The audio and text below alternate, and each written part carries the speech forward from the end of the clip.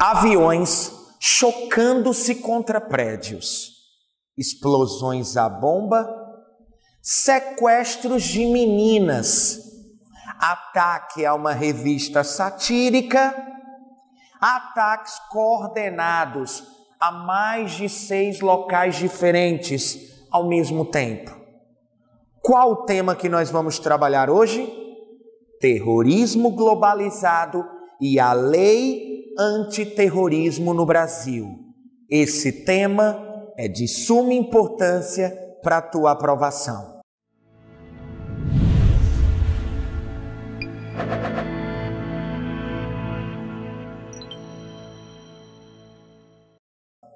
Galera, eu gostaria agora de iniciar listando para vocês os atentados terroristas de maior repercussão desde 2001. E por que eu vou usar 2001 como um divisor de águas? Porque quando nós falamos em terrorismo globalizado, ou seja, o terrorismo como uma ameaça a nível global, eu tenho que falar no 11 de setembro de 2001. O ataque às Torres Gêmeas, arquitetado pelo grupo terrorista Al-Qaeda. Então, galera, 2001, atentados terroristas às Torres Gêmeas, grupo que assumiu a autoria, Al-Qaeda. 2004, eu tenho os atentados em Madrid. 2005, os atentados às estações de metrô em Londres. Como não se lembrar do caso Jean Charles de Menezes, um brasileiro que foi confundido com um terrorista e foi assassinado na estação de metrô de Stockwell. 2005, vamos saltar um pouquinho, 2013, Maratona de Boston. 2 irmãos, Tamerlan e Djokat Tsarnaev, atacam utilizando bombas artesanais, material cortante dentro de panelas de pressão, dilacerando vários atletas, vários cidadãos que estavam participando dessa maratona tradicional, Maratona de Boston em 2013. 2014, atentados. De que forma? Sequestro de 276 meninas na cidade de Chibok, ao norte da Nigéria. Grupo que assumiu a autoria, Boko Haram, palavra no dialeto Hausa africano que significa educação ocidental é pecaminosa, escola do ocidente é pecado. 2015, atentado à revista satírica Charlie Hebdo pelos irmãos Sherif e Said Kouachi, ambos da Al-Qaeda no Iêmen. Lembrem vocês que na mesma semana, na sexta-feira, o Hamid Coulibaly, integrante do grupo Estado Islâmico, atacou um supermercado judaico. No mesmo ano, em novembro de 2015, os ataques coordenados pelo grupo radical sunita Estado Islâmico a 6 pontos diferentes. O principal, o Bataclan, onde mais de 90 pessoas foram assassinadas. 90 pessoas assassinadas. Bom, galera, se você observar, eu tive uma intenção listando esses atentados para ti. É que você observa que a grande totalidade desses atentados foram praticados por grupos terroristas islâmicos. Entretanto, eu gostaria de te mostrar que é óbvio que esses atentados de maior repercussão, onde a autoria é assumida por grupos islâmicos, há uma intenção da mídia ocidental em ligar o tema terrorismo ao islamismo. Você, que é aluno do Humanas em Foco, sabe que existem grupos terroristas católicos.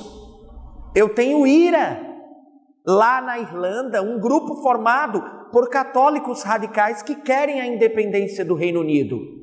Eu tenho o grupo separatista ETA, País Basco, na região lá da Espanha.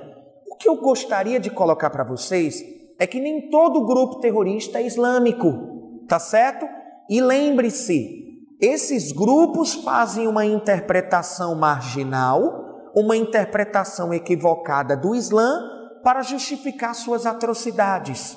Então, eu gostaria de listar esses atentados terroristas, até porque é uma mudança importante. Vocês sabem que para o FBI, para o Exército Norte-Americano, até dezembro de 2015, o grupo terrorista mais temido no mundo era a Al-Qaeda. A base, né, o seu significado, já que a expressão está em árabe. Um grupo terrorista que não apresenta centralização nem hierarquia. É um grupo terrorista descentralizado. Células de 6 a 10 terroristas espalhados pelo mundo. Então é uma característica muito forte em grupos terroristas, essa descentralização. Outro ponto relevante, galera, que eu quero que vocês recordem, é o seguinte: 2015, grupo Al-Qaeda, grupo terrorista mais temido. Mas na virada para o ano de 2016, um grupo assumiu o primeiro lugar. Só para se ter uma ideia das atrocidades que esse grupo realiza, um garoto de nome Ayhan Hussein estava trabalhando no mercado de seu pai, na cidade de Mossul, no Iraque. Cidade esta controlada pelo grupo Estado Islâmico. O que foi que aconteceu? O menino, muito cansado, foi descansar um pouco na calçada do mercado do pai e foi ouvir uma música pop num dispositivo eletrônico. Um combatente do Estado Islâmico, enfim, não fardado, não trajado, mas como um mero civil, né, o inimigo oculto, observou o garoto ouvindo música pop e o capturou. E o menino foi condenado à pena capital por decapitação em praça pública. Ou seja, um adolescente de 15 anos decapitado pelo Estado Islâmico por ouvir música pop no Iraque. E aí você pergunta, Guilherme, qual a justificativa para tamanha crueldade? Galera, por incrível que pareça, o grupo interpreta a Sharia, a lei islâmica, o código de conduta do muçulmano, da seguinte forma: músicas são proibidas no Islã, pois impedem a lembrança de Alá, afastam os muçulmanos de Alá. Bom, enfim, seria uma tentação e corrupção do coração. Então chama a atenção a atrocidade. O Estado Islâmico assumiu a autoria. Entretanto, galera, por exemplo, numa produção textual, creio eu na introdução, você tem que preparar o terreno. Então você tem que falar um pouco da questão do terrorismo, tá certo? Alguns perguntam, Guilherme, existe uma definição? Existe um conceito universal de terrorismo? Não, galera, não existe nenhum único conceito ou definição universal. Cada país, em suas legislações, definem terrorismo da maneira, obviamente, que desejam. Então, Guilherme, já que não há um conceito ou definição universal, o senhor vai me deixar na mão, brother? Tu não vai me dar uma definição de terrorismo? Galera, seu professor Guilherme Lemos de Atualidades, eu quero te dar todo o subsídio necessário. Então você vai ter uma definição. A definição que eu acho extremamente completa é a definição do Exército dos Estados Unidos. A definição americana para terrorismo, creio eu, é extremamente completa. Olha só, ameaça calculada ou uso da violência para obter metas políticas, religiosas e ideológicas através da intimidação e disseminação do medo. Então você observa que o terrorismo, ele é utilizado por esses grupos como uma ferramenta importante para enfraquecer politicamente governos. Por que é que eu digo isso? Quem ouviu o final da minha definição de terrorismo, viu que a palavra, galera, vocês podem procurar outras definições de outros países. Você vai encontrar uma palavra-chave: medo. Medo. Ou seja, terrorismo é uma palavra que se origina do latim que significa medo ou horror. Você pode utilizar um referencial teórico. E temos um livro chamado Servidão Voluntária, do Lavoisier. Ele faz uma análise muito interessante, comparando e, obviamente, fazendo suas diferenças sobre medo e desespero.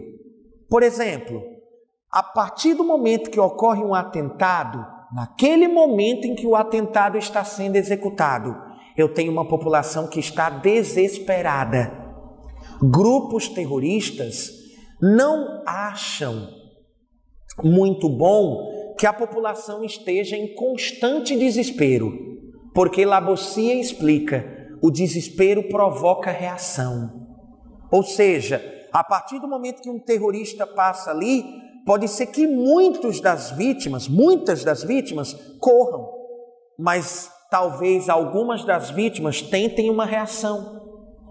Ora, o desespero é um sentimento que provoca uma reação, e essa reação é inesperada por parte do terrorista.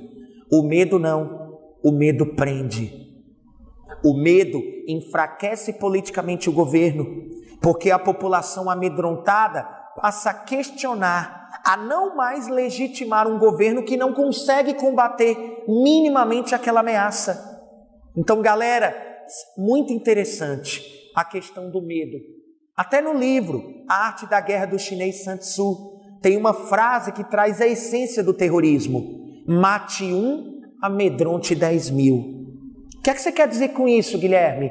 Bom, pessoal, Osama Bin Laden, no momento que ele arquitetou os atentados de 11 de setembro e que colocou o mesmo em execução, ele não estava preocupado com quem estava morrendo naquele momento, com as 2.996 mortes do 11 de setembro. Por quê? O terrorismo, diferente de um homicídio comum, no homicídio comum, meu alvo é a minha vítima. A vítima é o alvo, uma relação direta. No terrorismo, não. A minha vítima não é o meu alvo. A minha vítima é aleatória. Quando as pessoas morrem, para Osama Bin Laden, o maior número de mortos é interessante. Saber quem é pouco importa, porque mortos não temem. Mortos não temem. A preocupação maior é instaurar o pânico generalizado sobre a população. Então, eu gostaria de fazer algumas considerações, até um pouco, enfim, envolvendo aí um campo mais sociológico, mais filosófico, para você se utilizar, tá certo? Isso é interessante, tá bom? Então, galera, nós já definimos o que é terrorismo, tá certo?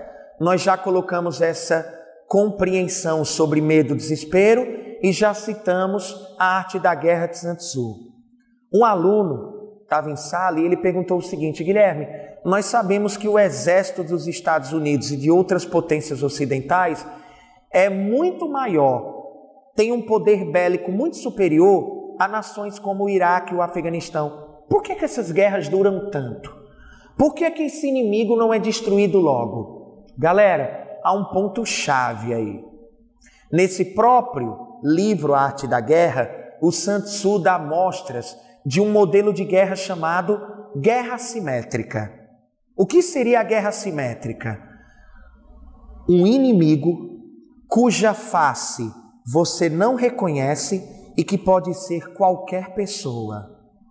Esses grupos sabem que têm um poder militar inferior, então eles praticam uma guerra baseada na ideia do inimigo oculto. O inimigo cuja face não se reconhece, que pode ser qualquer um. Um inimigo que não veste farda. O Estado Islâmico, por exemplo, mais uma notícia horrível envolvendo o grupo. Estaria recrutando crianças de 9 a 13 anos, ensinando-as a dirigir, e crianças são colocadas em missões suicidas para destruir bases militares de países ocidentais ou para tentar minar forças do governo vigente nessas regiões. Galera, você já imaginou vídeos que chamam a atenção, a criança se despedindo do pai, baseando-se aí numa promessa de fé que esses grupos terroristas fazem. Lembrando que o grupo Estado Islâmico não é apenas um grupo terrorista, mas é algo muito mais complexo. É de fato um Estado, um governo com leis próprias, com tribunais, onde isso é financiado com a ajuda de famílias ricas que têm interesse no enfraquecimento das potências ocidentais, saques de bancos, como o próprio grupo Estado Islâmico fez na cidade de Mossul, saqueando um banco e roubando 429 milhões de dólares, controlando campos de petróleo, controlando tudo que entra ou sai. Outro dado terrível, abominável, que é a história dos moradores de Mandaia, uma cidade síria em que as pessoas estão morrendo literalmente de fome. Literalmente de fome. Então chama a atenção essa face terrível do grupo Estado Islâmico, tá bom? Galera, onde é que eu queria chegar? Bom, preparamos o terreno, citamos aí alguns atentados, definições, alguns dados com relação ao Estado Islâmico, mas vocês sabem que os Jogos Olímpicos estão se aproximando, correto? Os grupos terroristas estão ficando cada vez mais descentralizados e diversificando suas ações, correto? Então, pela proximidade dos Jogos Olímpicos, que vão ocorrer agora em agosto, faz-se necessário que o Brasil aprove uma lei específica que defina o que de fato é terrorismo. O Brasil não possui. Além de não termos um histórico de atentados terroristas, nós temos outras leis, né? Hoje, uma pessoa que é acusada, por exemplo, de terrorismo no Brasil, caso tenhamos vítimas, ela vai responder pelo crime de homicídio, depredação, vandalismo, desordem. Ou seja, você vai ter que tipificar vários crimes cometidos pelo mesmo para se chegar a uma pena elevada. Então, para muitos, pela proximidade dos Jogos Olímpicos, como os olhos do mundo, as atenções dos países se voltarão para o Brasil, faz-se necessária a aprovação de uma lei antiterrorismo. Para outros, temos um outro motivo. O fato do Brasil ser a única democracia que não possui uma lei específica de combate ao terrorismo. Mas, galera, tudo isso é pretexto. Tudo isso é pretexto. À época, tem uma reportagem muito interessante, uma reportagem de capa, onde ela diz: será que o Zika vírus atrapalhará as Olimpíadas? Esse risco é maior. Imagine um Usain Bolt com uma virose, afugenta a participação de outros atletas. Atletas americanos, inclusive, já disseram: caso nesta época dos Jogos Olímpicos eu perceba que a minha segurança, que a minha saúde está ameaçada, não participarei dos Jogos Olímpicos. Então, uma coisa é uma ameaça como a Zika e todas as suas consequências. Outra coisa, galera, práticas terroristas. Muitos colocam que na Tríplice Aliança, Paraguai, Uruguai e Brasil, existem células do grupo do Líbano, né, formado na década de 80, por sinal, o primeiro grupo que fez uso de homens-bomba, o grupo Hezbollah, o mesmo teria uma célula. Outros conspiracionistas colocam células da própria Al-Qaeda no Estado Islâmico na região sudeste, principalmente em São Paulo. O que eu gostaria de colocar para vocês é que o motivo pelo qual o governo está sendo pressionado a aprovar uma lei antiterrorista não é a proximidade dos Jogos Olímpicos e o fato do Brasil ser a única democracia que não tem uma lei específica. Na realidade, muitos colocam a pressão de um organismo financeiro. Existe um organismo chamado GAFI, Grupo de Ação Financeira Internacional. O mesmo tem agenda, ou como nós chamamos, agências de risco, em que colocam quais são aqueles países que, logicamente, são mais seguros para receber investimentos e os que não são. E, óbvio, o GAFI pressiona o Brasil da seguinte forma: caso o Brasil não aprove uma lei antiterrorismo para blindar de alguma forma as empresas, o Brasil integrará uma lista negra para não receber recursos vultuosos das mesmas. Aí você pergunta, Guilherme, isso é muito sério. Existem revistas como a própria Carta Capital que coloca que isso é puro balela, que existem países que não têm leis antiterroristas e não estão nessa lista negra de investimentos financeiros. Entretanto, eu estou colocando aqui para vocês as nuances, né? As variadas vertentes para você analisar. E aí você pergunta, qual a polêmica em torno dessa lei? Galera, primeiro, o projeto de lei 2016 de 2015 define terrorismo como qualquer ato que desestabilize o Estado democrático e subverta as instituições existentes. Galera, isso abre brecha para muitas interpretações. Por exemplo, movimentos sociais como o movimento dos trabalhadores rurais sem terra, a própria União Nacional dos Estudantes, um camarada, por exemplo, comprar fogos durante o São João e num carregamento, fogos, pólvora, essa pessoa ser detida pela polícia e autuada como terrorista. A questão aqui principal seria as brechas dentro da legislação. E vocês sabem, dando poder demais ao juiz, você acaba tendo uma abertura para que condenações, inclusive, sejam compradas. Então isso é muito sério. Guilherme não está falando contra a ideia de ter uma lei antiterrorista. A única coisa que eu estou colocando para vocês é que a proposta feita abre brecha para muitas interpretações. Lembrem-se vocês, eu não comentei, mas eu falei muito nos grupos terroristas atuais. Vocês sabem que a palavra terrorismo, ela foi cunhada pela primeira vez após a Revolução Francesa, né? Através dos jacobinos, um muito famoso, Robespierre, que seria responsável por ter guilhotinado mais de 12 mil pessoas. Para muitos historiadores, o primeiro grupo terrorista formado aí, creio eu, no ano 6 da era cristã, os sicários, grupo formado por judeus radicais que opunham-se à invasão da Palestina por parte do Império Romano. Então, galera, é um tema muito em evidência e que com certeza pode fazer parte da sua avaliação.